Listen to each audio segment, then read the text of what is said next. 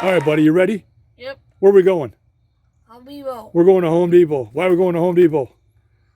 Because Daddy doesn't know how to mud. I can hang drywall, but man, I can't mud. I had more mud on me and the floor than I did the wall. And we're out of mud. All right, jump in the truck. Come on, let's go, man. Everybody in the world is waiting for this tank to get done. Come on, man. Let's do it. Good, Tommy. Tommy, too. Let's go. We'll be discussing 6 major topics, none of which anyone will remember by tomorrow. We begin with the...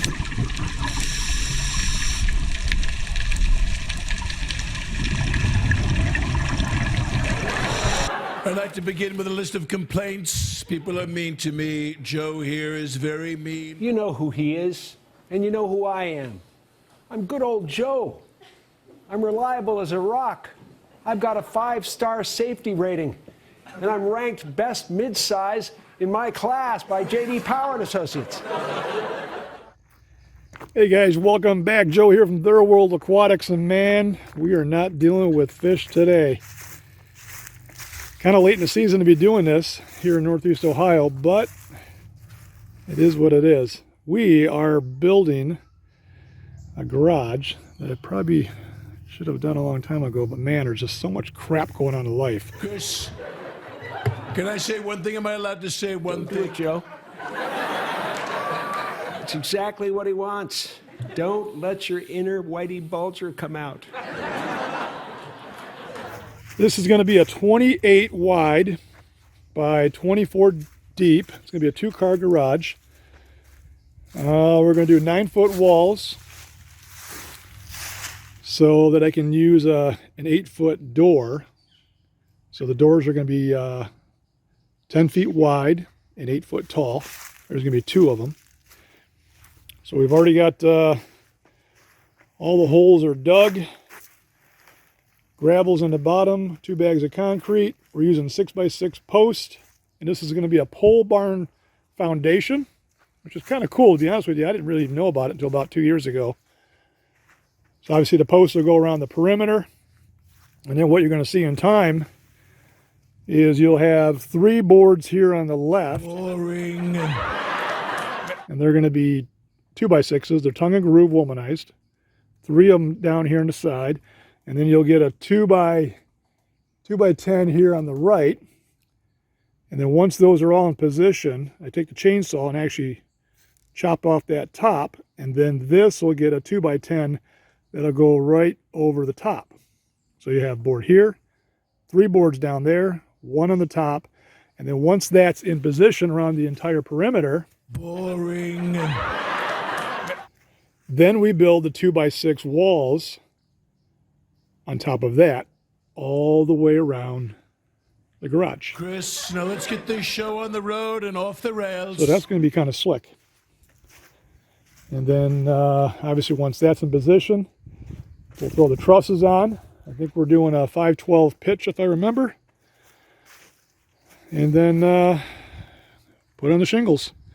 So I just wanted to stop for a quick second and show you this. Kind of slowed down on the 1,000-gallon aquarium a little bit. So during the day hours, I'm trying to work on this. And then during the night, when the sun goes down at, man, we're already at like 7 o'clock right now. We're losing a couple minutes per day. And it won't be long. It'll be black at 5:30. So during the night hours, I jump back inside and work on the 1,000-gallon tank. So anyways, I'll give you a little bit of progress on this as the weeks go by. And this should look pretty sweet. Because once this is built, well, there's another video coming in time. We do have a little surprise that hides within this garage. But you'll learn about that soon. All right, see ya. Now let's do this. I'm holding my bladder. Let's get at her.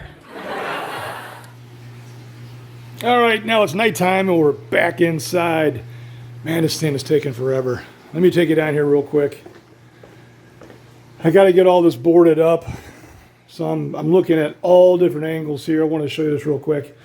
So if you look up here, I built this soffit way over there, and it stopped right there. So when we did this wall, now I knew where obviously this would come to an end. So just today, I just built this soffit right here. The soffit's getting built to cover up that ductwork. You'll see up inside there. And I didn't want to see the ductwork within this room. So what's going to happen now that the all the soffit is fully in, this will get boarded with the green drywall on this face and this face, and then I'll put a corner bead there. I might even put a J bead on the back side so it just touches the wall. So it's one of those things, I got to get this done because I cannot come back to that once we're up and running. And that being said, if I come over here, there's the second one I just built probably a few minutes ago. Because I got the same problem on the front side of the tank. Right up inside here. There's that ductwork again. So what we're going to do, once this soffit is on right there, and this one comes down about 12.5 inches, what will happen in time, this hallway look that you're seeing here, I'm not for sure if we're going to do like a T-bar ceiling or what, but you know, you need this to be lower than the ductwork so that the T-bar can have something to grab onto, because you'll grab it here on the left and you'll grab it here on the right. And I did not want to bring it straight across. I actually want this to kick up a little bit to really kind of gain this headspace in this area here. So I think as time goes by, you'll see how that plays out. Coming somewhere between 2 and 700 weeks, okay? All right, so the soffit is up. The only thing I need to do now is put on the corner bead and tape and mud. But now you can see how that's all tied in. Now I did leave an area here on the end open for a couple reasons, because I gotta believe, unfortunately, I gotta believe the 720 is gonna be coming out of there. Because as you remember in video 3 of the 720. Right, I mean, but we're doing terrific. We're rounding the corner. In fact, we've rounded so many corners. We've gone all the way around the block, and we're back where we started in March. We've got problems. So I left myself some real estate there to work on that as time goes by. But now the other thing I need to deal with is this nightmare over here in the corner. So this is the drain that's coming from a lot of different areas of the house, and I did not do this. The plumber did this like 14, 15 years ago, and these lines are heading in multiple directions. But with this beautiful 1,000-gallon tank that is quickly coming our way, I cannot be looking at that. So I need to frame this out. Doesn't even know what time it is. It's 1/2 past. Come on, man. And try to box this in as best as I can. Now, the one thing that we did kind of come up with is that when this is boxed in, we possibly could have shelving over here, maybe like some glass shelving and some LEDs to kind of display some of the conch shells. And well, we actually have a huge collection of shells from around the world that I think I want to display over there on the right. So I need to dress this up, frame it out, and then board it up and try to somehow make that look good. So that's the next step. Plan is perfect.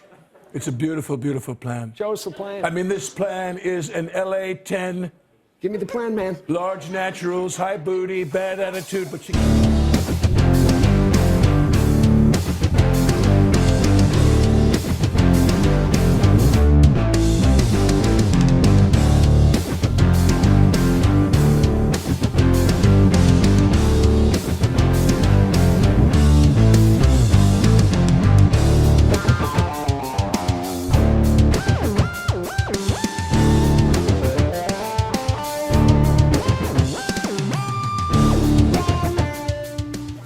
All right, guys, welcome back. I wouldn't normally film this, but I guess you can't hide everything. I forgot to get in focus. There we go. So this system has been up and running now for 12 years, and the end is here. We want to convert this area into the new gym, and we actually sold the tank, the upper tank, which is a 380 gallon aquarium. It's 8 foot long, 30 inches tall, and 30 inches deep. And it has corner overflow boxes. And I've been moving fish now for the last week that were in the upper tank and in the lower tank, and I've moved them into the 720 because I need to gut this top tank. We've sold it, and Brian is getting it. Ooh, here comes the booing. Just breathe, Joe. If you don't breathe, you'll die. Learning to live with it. Learning to live with it? We're learning to die with it, man.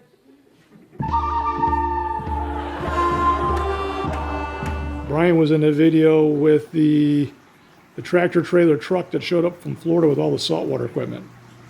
And he was the one that was in the beginning of the video and helping me move items.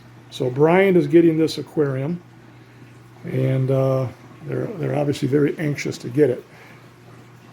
So we have to move the Pacu today, and that Pacu has been in that tank for probably 8 years. And believe it or not, I actually like the Pacu. I don't want to give them up. So we're going to have to pull them out and put them somewhere temporarily. And then eventually we're going to set something else up that's bigger than this system, freshwater-wise, that will house him and the arowanas and the red-tailed cat and even probably the bass. So I just wanted to show you guys this real quick. We've actually cleaned up this whole area this morning.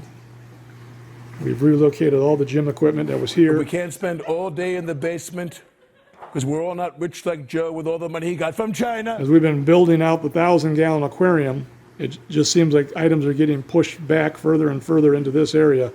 And I knew the day was coming to break this system down, because obviously we sold the 380 a couple months ago, and they've been patiently waiting. So obviously the time is now finally here. So I'm going to lower the water level in the upper tank, and we're going to pull out the Pacu. And then I've got to come up with a contraption to grab the tank with the chain falls and the slings. And when we put this on here many, many years ago, I actually had the slings right through here. Now this piece of plywood right here got slid in at the very end. So there's two pieces of 3/4 plywood here, and there's another one here that goes all the way to the opposite end to right here. So this will come out once the tank is completely empty. The slings will slide in underneath here, and then we'll raise the tank. So that was something I kind of came up with 12 years ago. And now that it's back to that time to re-sling this in and break it all down, this should work out real nice. So I'll just pull out that plywood and put the sling in there. And it's kind of on a racking system, excuse me, that you'd see like for pallet jacks. They put on pallet material on this style of racking system. So it worked out pretty good. And if you look up underneath here, there's all the cross members. And I've got 2x12s between all those metal structures. And there's the supply and return lines that are in the corner overflow boxes. And all of that works its way over to the filtration system. That is on the far back corner here. Like I said, I built this thing 12 years ago. 2 40-gallon tanks on the bottom, and then the wet-dry system way over there with the rain plate and the bio balls And the motor, believe it or not, actually works its way all the way outside in a contained, heated box to keep that noise out there of the motor. There's that filtration system right there. So it's a 240-gallon tank on the bottom. That's 8 by 3 feet deep by 16 inches tall. And we got several items down there right now. The bottlenose shark, the Polypus dehansi, the ornate. There's a baby azul bass and 2 orange severums. And they were in the upper tank.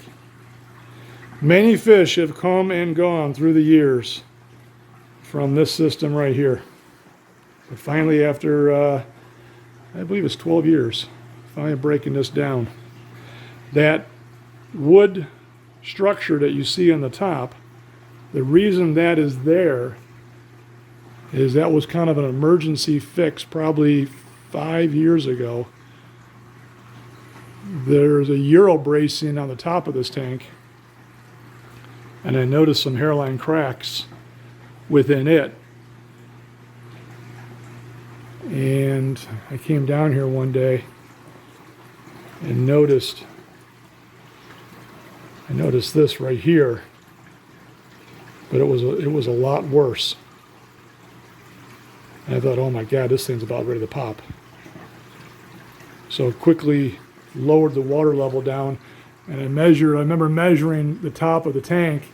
It was 30 inches from front to back on the far right, 30 inches front to back on the far left, but it was 30 3/4 in the center. And I was like, oh boy, this is not good.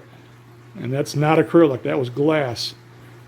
So quickly we lowered the water level down to about 40%. I came up with that contraption on top to quickly grab the front and back panels. And as pathetic as that looks, it's been holding all these years. But they want to break this down, and they're gonna fix the top, introduce some new glass to the center, and that tank should be looking real nice. All right, well, there it is. Finally, after 12 years, this dual system, 380 on the top, 240 on the bottom, that is kind of tied into one central filtration system, is finally coming to an end. We're going to break this down. But today's big move is the Pacu, which is... Baby, come to Papa. He's been in that thing for probably 7-8 years. I actually love that fish. We're going to keep him. We're just going to relocate him.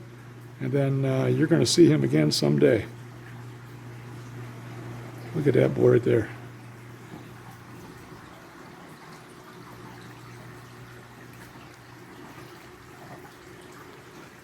Believe it or not, it's one of my favorite fish. That tank is 30 inches front to back, and he is every bit of 28. So, time for him to get a bigger house.